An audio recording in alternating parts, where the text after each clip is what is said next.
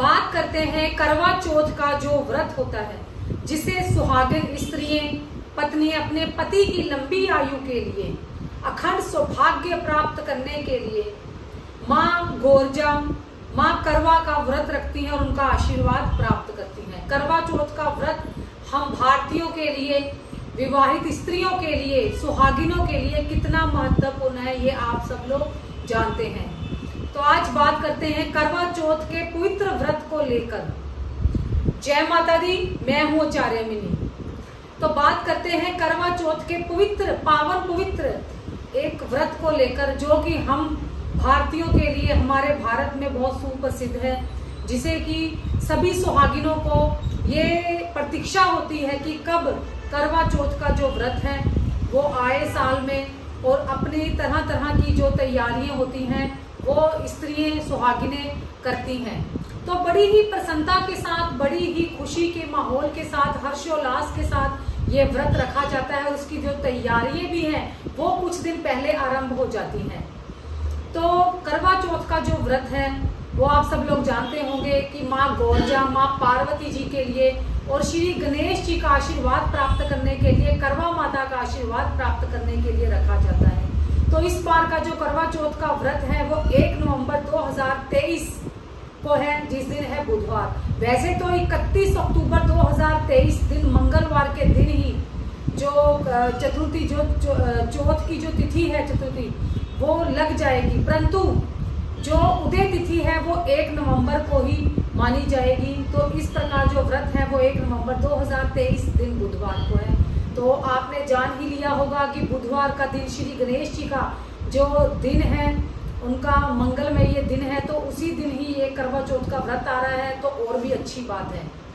तो इस प्रकार स्त्रियां ये व्रत रखकर अपने अखंड सौभाग्य के लिए, पति की लंबी आयु के लिए, उनकी निरोगी काया के लिए, स्वस्थ जीवन के लिए, तो इस प्रकार ये व्रत रखते हैं। तो परंतु साथ में मैं ये भी बता दूं, जिन पति पत्नी के संबंधों में मनमुटाव चल रहा है, जिन पति पत्नियों के रिश्तों में स्थिरता नहीं है, उनके जो संबंधों में प्रसन्नता नहीं है, हर्षोल्लास नहीं है, तो वो भी जो पति पत्नी हैं वो भी इस व्रत वाले दिन सुबह उठकर शिवालय जाकर, शिव जी के मंदिर जाकर, माँ पार्वती जी के चरणों में दोनों एक साथ मिलकर एक छोटे से लाल कपड़े में लाल सिंदूर, जो कि आप नया बाजार से लेकर एक दिन अपने पास रखकर, जिस रूम में आप सोते हैं वहां अपने सिरहाने के पास रखकर, उसे अगले दिन करवा चौथ वाले दिन सुबह दोनों मिलकर